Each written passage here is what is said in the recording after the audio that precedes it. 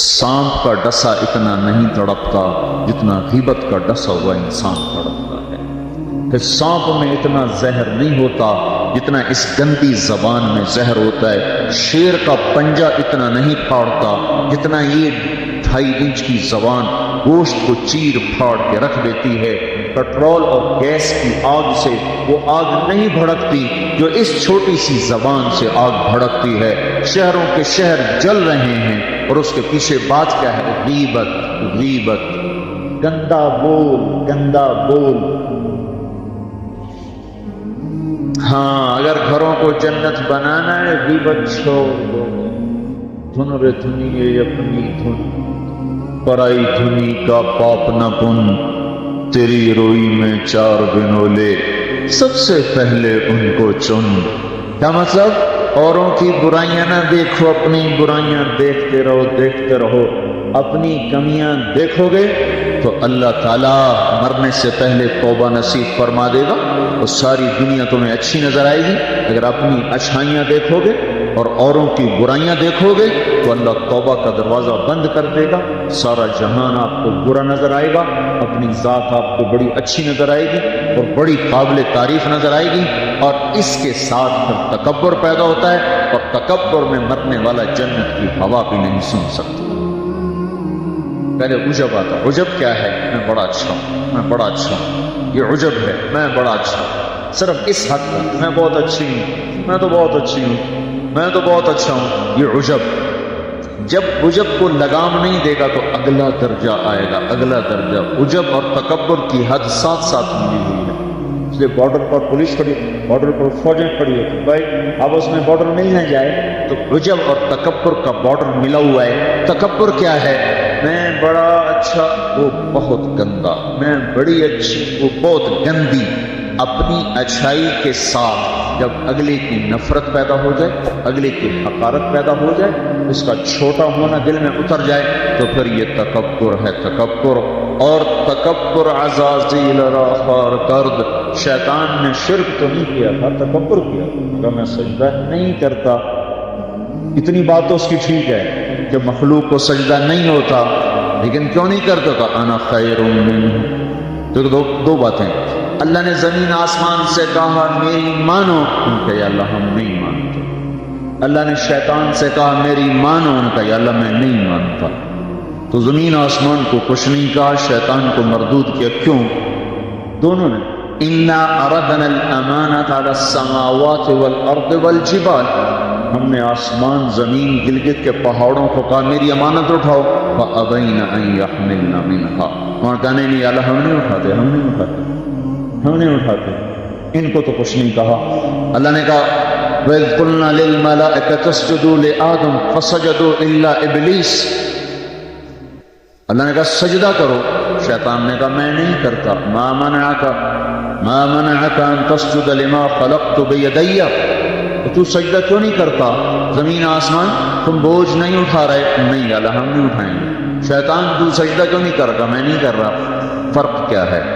شیطان نے کہا میں نہیں کرتا. کیوں نہیں کرتے ہو؟ انا خیر منہ، میں اچھا ہوں، یہ برا ہے. خلقتنی من نار، میں آگ سے بنا، آگ اوپر جاتی. دیکھو نا، دیا سلائی کو آگ لگاؤ اور اس کو الٹا بھی کرو تو آگ اوپر جاتی، آگ اوپر جاتی. خلقتنی من نار وخلقتہ من طین. میں آگ سے، یہ مٹی سے. استخبر، وہ متکبر ہوا، نہ دفع ہو جا. اچھا زمین آسمان نے کہا ابھی اللہ ہم نہیں اٹھاتے. اللہ نے کہا کیوں؟ واشفقنا منها. یا اللہ ہمیں تیرا ڈر، اللہ ہمیں تیرا خوف ہے کہ ہم تیری امانت اٹھا نہیں سکیں گے. یار ہماری ہمت نہیں کہ ہم تیری امانت. اشفقنا منها، وہ ڈر گئے کہ یا اللہ ہمارا بس کا نہیں ہے. اللہ کا کیا معاف کر دیا. انہوں نے کہا میں اچھا بدتو مردود ہے قیامت تک کے لیے. تو میرے بھائیوں بہنوں، ایک بہت بڑی آگ ہے جو جنگل کی آگ سے بھی زیادہ شدید ہے، اور یہ زبان کا غلط بول ہے. یہ غیبت ہے. یہ غیبت جو سب سے زیادہ انسانوں کو جہنم میں لے کر جائے گی، سب سے زیادہ انسانوں کو جہنم میں گرائے گی. عیسیٰ علیہ السلام گزر رہے تھے، ایک ڈاکو بیٹھا تھا پہاڑ کی چوٹی پر. اس کی نظر پڑی، اس کو خیال آیا میں کیا زندگی گزار. انہوں نے کہا یا اللہ میری توبہ مجھے معاف کر دے، آئندہ تیرے نبی کا ساتھ دوں، اور یہ کہہ کر پہاڑ سے نیچے اتر آئے اور ساتھ چل دیے۔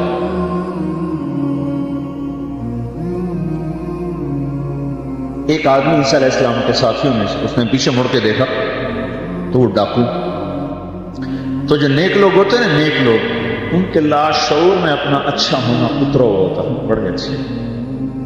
یہ چیز بہت بڑا سبب ہے دین سے دور لوگوں کے اور دور ہو جانے کا۔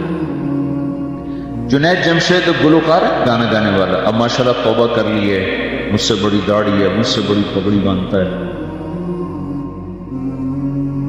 6 سال ہم اس کے پیچھے پھرتے رہے۔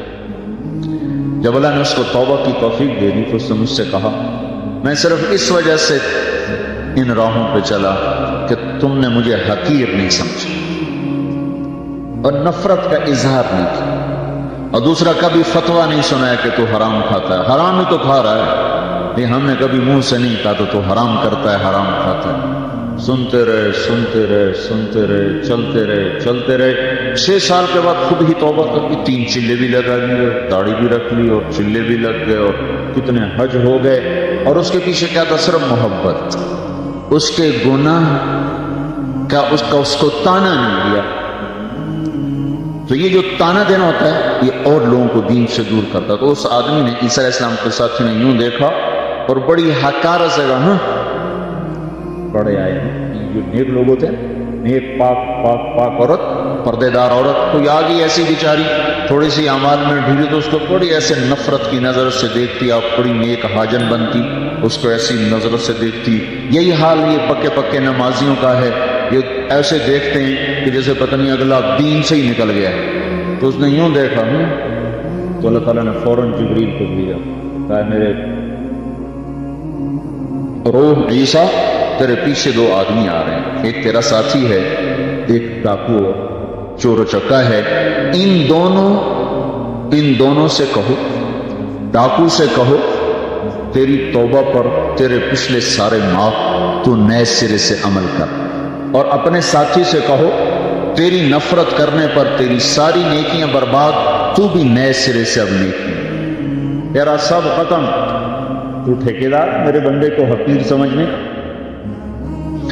تو میرے بھائی اور بہنوں، ہمارے گھروں میں آگ ہے، آگ، وہ آگ چولہے کی آگ سے تیز ہے، پیٹرول گیس کی آگ سے تیز ہے، اور وہ غیبت کی بھڑکائی ہوئی آگ ہے۔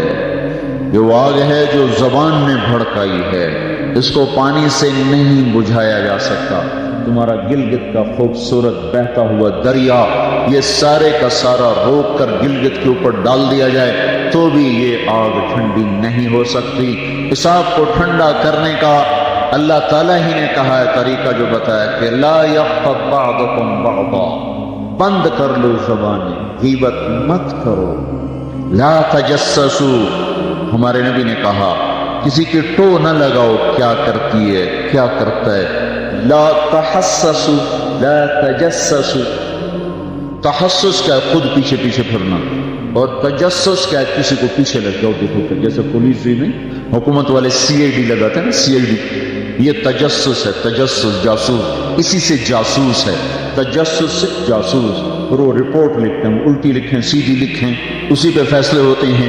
تو میرے نبی نے کہا کسی کی ٹو نہ لگاؤ، کسی کی برائیاں نہ دیکھو، برائیوں پہ پردے ڈالو، اچھائیوں کو اچھالو، تو اللہ تمہیں سیدھا جنت کی راہوں پر لے جائے۔ تو جہنم وہ ہے جو اس میں مسلمان مرد عورتوں کو ڈالا جائے گا جو نافرمانی کرتے تھے، نماز چھوڑتے مر گئے، سود کھاتے مر گئے، حرام کھاتے مر گئے، رشوت لیتے مر گئے، نماز چھوڑتے مر گئے، روزہ چھوڑتے۔ ایک اور بتا، یہ گناہ تو عام ہے، بہنوں کو حق نہیں دیا اور اس کے ساتھ مر گئے۔ بہنوں کا حق ہے نا باپ کی جائیداد میں، ماں کی جائیداد میں۔ اگر باپ نے 3 روپے چھوڑے ہیں، ایک بھائی 2 بہنیں ہیں تو 1-1 روپیہ،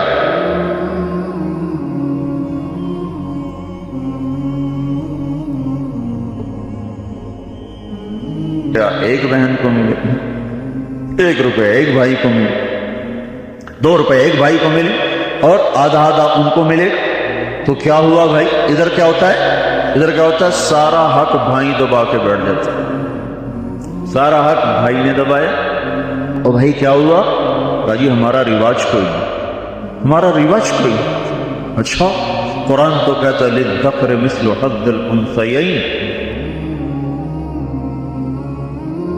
دو بیٹیوں کے برابر ایک بیٹے کا حصہ ہے، 1 روپیہ بیٹی کو ملا، 2 روپے بیٹے کو ملے، 8 آنے بیٹی کو ملے، 1 روپیہ بیٹے کو ملے گا۔ پر اللہ تبارک و تعالیٰ نے عورت کا حق پہلے بتایا، مرد کا حق بعد میں بتایا، للذکر مثل حظ الانثیین، للذکر مثل حظ الانثیین۔ اور یہاں ساری گلگت کی وادی بہنوں کا حق کھا جاتی ہے، وہ کوئی کہتا بھی نہیں کہ حرام ہو گیا، حرام ہو گیا۔ کوئی رشوت کھائے تو کہتے رشوت کھاتا ہے، کوئی سود کھائے کہتے بڑا مجرم ہے سود کھاتا ہے، کوئی ڈاکہ ڈالے تو کہتے بڑا ظالم ہے ڈاکے مارتا ہے۔ سارے گلگت والوں نے بہنوں کے حق پہ ڈاکہ مارا، نہ کوئی مقدمہ ہوا، نہ کوئی فریاد ہوئی، نہ کسی نے ہائے کی، اور کسی بہن نے کچھ مانگ بھی لیا تو الٹا اسے پہ چڑھائی ہو گئی۔ بہنوں کا حق کھاتا ہوا مر گیا، جنت کی ہوا بھی نہیں لگی۔ ماں کا حق کھا لیا، خامن مر گیا، اللہ نے ماں کا حق رکھا ہے۔ اولاد ہے تو 8واں حصہ ماں کا ہے، اولاد کوئی نہیں 4تھا حصہ ماں کا ہے۔ باپ مر جاتا ہے، مائیں بیچاری فقیر بن کے بچوں سے خیرات مانگتی ہیں، حالانکہ اللہ نے خامن کیا حق میں سے 1/8 ماں کا حق رکھا تھا، کوئی نہیں دیتا۔ ماؤں کا حق ہڑپ، بہنوں کا حق ہڑپ، اور پھر اس کے ساتھ یہ احساس بھی نہیں ہے کہ میں مجرم ہوں، میں نے ظلم کیا ہے، یہ احساس ختم ہو گیا ہے۔ تو بھائیوں میرے بہنوں، اللہ نے جہنم کو بنایا ہے نافرمان مسلمان مرد عورت کے لیے۔ اگر توبہ نہ کی تو اس میں جانا ضرور ہے۔